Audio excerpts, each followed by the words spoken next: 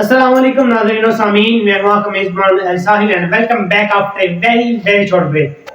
तो अगर हम रीकैप देखें तो हमने पिछले जितने भी टॉपिक पढ़े हैं उन्हें हमने ये स्टडी किया कि एंजाइम क्या होते हैं, इनकी खसूसियात और इनके इस्तेमालात हमने डिस्कस कर लिए थे। लेकिन आज हमने उससे हटके ये देखना है कि हमारे पास जो एंजाइम होते हैं इस्तेमाल तो देख लिए, खसूसियात भी देख ली, लेकिन अगर उन पर जो अवामल जो फैक्ट असरअंदाज करती हैं उसका ही ना हमें पता होगा तो हम कैसे एक एंजाइम को पूरी स्टडी कर सकते हैं। आज हम स्टडी करेंगे कि एंजाइम हमारे पास उन पर कौन कौन से अवामल रिएक्ट करते हैं। जो फैक्टर एंजाइम की केमिस्ट्री चेंज कर लें, ठीक है, वो उनके काम करने पर भी असरअंदाज होते हैं। वो फैक्टर हम डिस्कस करेंगे, वो है 3 फैक्टर जो कि हमारे बुक में दिए गए हैं। सबसे पहले हमारे पास टेम्परेचर, यानी जैसे हम किसी चीज का टेम्परेचर बढ़ाएंगे, एंजाइम का टेम्परेचर बढ़ाएंगे तो उनका जो रिएक्शन का रेट है वो बढ़ेगा। लेकिन अगर हम टेम्परेचर कम करते हैं तो उसी लिहाज से उनका रिएक्शन का रेट है जो एंजाइम का वो कम होगा। लेकिन एक टेम्परेचर ऐसा है जिस पर जो एंजाइम है वो एफिशिएंटली वर्क करते हैं, वो हमारे पास है ऑप्टिमम टेम्परेचर, यानी वो टेम्परेचर जिस पर एंजाइम एफिशिएंटली काम करते हैं वो हमारे पास है ऑप्टिमम टेम्परेचर। ठीक है, अब एंजाइम जैसे हम टेम्परेचर बढ़ाएंगे रिएक्शन का रेट तेज होगा, लेकिन एक हद तक। ठीक है, अगर वो हद हमारे पास है कि ऑप्टिमम टेम्परेचर, अब अगर हम ऑप्टिमम टेम्परेचर से टेम्परेचर को इंक्रीज करते हैं तो फिर क्या होगा, काइनेटिक एनर्जी इंक्रीज होगी। इसी वजह से जो एंजाइम के मॉलिक्यूल हैं वो उनमें जो वाइब्रेशन है, आकाश है, वो डेवलप हो जाएगी, यानी इंक्रीजमेंट बहुत ज्यादा हो जाएगी, जिसकी वजह से एंजाइम का जो ग्लोबुलर स्ट्रक्चर है वो खराब हो जाएगा। अगर उनका स्ट्रक्चर खराब हो गया तो हमारे पास क्या होगा जी, एंजाइम डीनेचर हो जाएगी। ये हमारे पास एंजाइम का डीनेचर होना, यानी अगर एंजाइम का जो ग्लोबुलर स्ट्रक्चर है वो ही ना दुरुस्त रहा तो हमारे पास रिएक्शन कैसे होगा, तो रिएक्शन का रेट जो है वो तेजी से कम होने लगेगा और रिएक्शन रुक भी सकता है। ठीक है, अब ये हमारे पास एक ग्राफ दिया गया है बुक में। ठीक है, अब इसमें पीक आ रही है और हमने नीचे से ऊपर रिएक्शन का रेट है, लेकिन जहां से इधर से लेके उधर तक हमारे पास जो है वो है टेम्परेचर। हम टेम्परेचर को इंक्रीज करते हैं, बढ़ाते हैं टेम्परेचर को, रिएक्शन का रेट हमारे पास कर्व ऊपर को जा रही है। लेकिन एक हमारे पास जो ऑप्टिमम टेम्परेचर है वो दरमियान में लाइन लगी हुई है। लेकिन अगर हम उससे 37 से अबव जाते हैं, टेम्परेचर इंक्रीज करते हैं 40 50 की जानिब, 60 की जानिब, 70 की जानिब, तो क्या होगा, एंजाइम डीनेचर होना स्टार्ट हो जाएगी। जो कर्व नीचे को आ रही है हमारे पास, इसका मतलब ये है कि हमने टेम्परेचर बहुत ज्यादा कर दिया, जिसकी वजह से एंजाइम के मॉलिक्यूल्स में वाइब्रेशन ज्यादा हो गई है। ठीक है, इसी वजह से हमारे पास रिएक्शन का रेट नीचे को जा रहा है और रिएक्शन रुक गया है एंड पे जाके। ठीक है, अब ये था हमारे पास टेम्परेचर एज ए फैक्टर जो कि अफेक्ट करता है हमारे पास एंजाइम पर, ठीक है, उनके रेट पर। अब आगे हमारे पास सब्सट्रेट की कंसंट्रेशन, हमारे पास एंजाइम पड़े हुए हैं। ठीक है, हम जैसे जैसे हम कंसंट्रेशन बढ़ाएंगे सब्सट्रेट की, जैसे हम बढ़ाएंगे रिएक्शन का रेट बढ़ता जाएगा।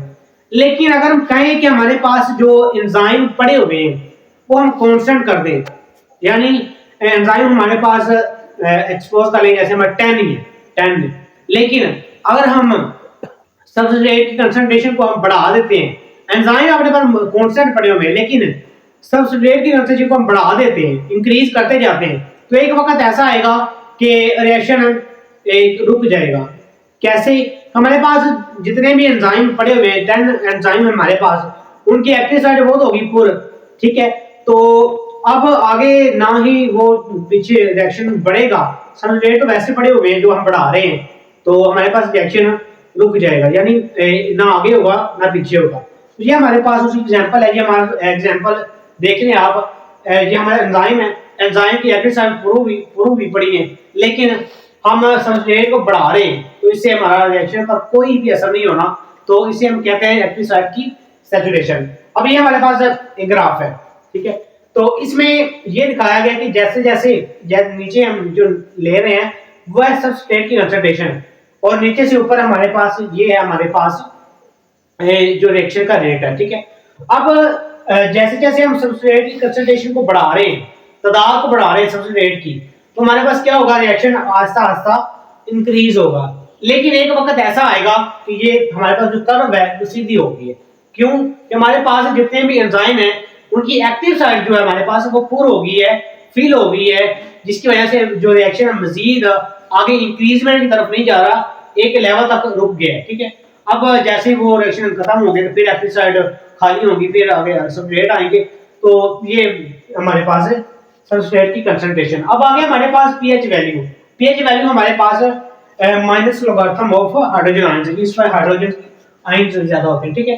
अब पीएच जो वैल्यू है वो भी मैटर करती है एज ए, जैसे हमारे पास टेम्परेचर को हम बढ़ाते हैं या कम करते हैं तो रिएक्शन का रेट कम ज्यादा होता है। इसी तरह से हमारे पास पीएच वैल्यू भी फैक्टर है जो कि अफेक्ट करता है उनके रेट पर, एंजाइम रिएक्शन के रेट पर। अब पीएच वैल्यू को हम कम करें या ज्यादा करें तो इससे हमारा जो रिएक्शन का रेट है वो भी कम ज्यादा होगा, ठीक है। अब पीएच हमारे पास पीएच वैल्यू ये भी एक जो एंजाइम, हर एंजाइम है वो एक मखसूस पीएच में रहकर अपना काम सरंजाम देता है, ठीक है। तो अगर एक एंजाइम है वो किसी भी पीएच पर अपना काम एफिशिएंटली कर ले तो उसको हम कहते हैं जी ऑप्टिमम पीएच, यानी इस हदूद में रहकर एक एंजाइम परफेक्ट एफिशिएंटली काम करता है, ठीक है। तो ये हमारे पास पीएच वैल्यू। कम या ज्यादा करेंगे तो क्या होगा कि जो एक्टिव साइट एंजाइम की पीएच अगर कम या ज्यादा करते हैं, उनकी एंजाइम की जो पीएच है उससे हम कम या ज्यादा करते हैं तो क्या होगा, जो एक्टिव साइट होगी उनकी, उनमें जो अमीनो एसिड होगी उनकी जो आयोनाइजेशन है वो मुतासर होगी, ठीक है। अब हमारे पास एग्जांपल है जी पेप्सिन एंजाइम जो कि मैदा में काम करता है। मैदा में हमारे पास जो एनवायरनमेंट है वो है जी तेजाबी, यानी एसिडिक मीडियम होता है। तो एसिडिक हमारे पास जो पीएच स्केल है ना वो होता है 0 से 7, 7 से 14। 0 से 7 हमारे पास होगा जी एसिडिक यानी तेजाबी मीडियम, ठीक है। लेकिन अगर हम 7 से 14 तक जाते हैं तो हमारे पास ये होता है बेसिक अल्कलाइन, ठीक है, ये मीडियम ये होता है, ठीक है। हमारा जो ट्रिप्सिन एंजाइम है वो एसिडिक मीडियम में काम करता है, ठीक है, यानी 0 से 7 दो उसकी होती है, 2 पीएच में वो काम करता है तो वो एसिडिक में आ जाएगा। इसके अलावा हमारे पास ट्रिप्सिन एंजाइम है, ठीक है, जो छोटी आंत में काम करता है तो वो उसका जो मीडियम है जिसमें वो काम करता है वो हमारे पास है बेसिक मीडियम यानी अल्कलाइन मीडियम।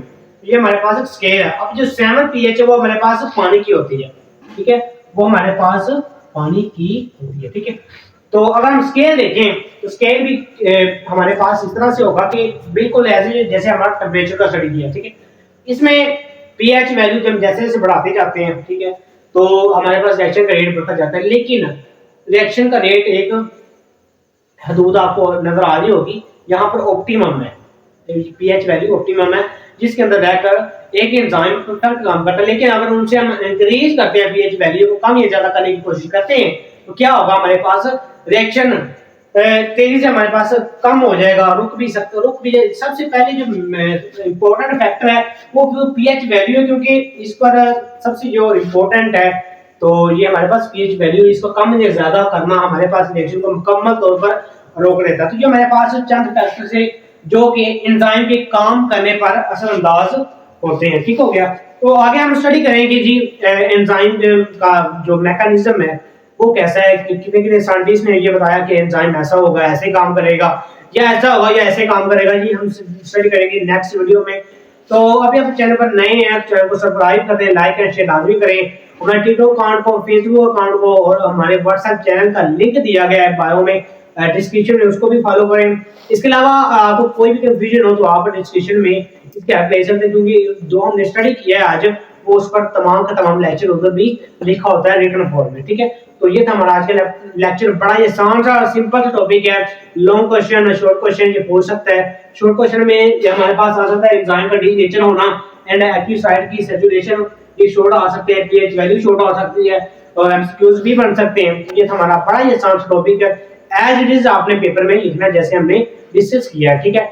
ओके जी, अल्लाह हाफिज।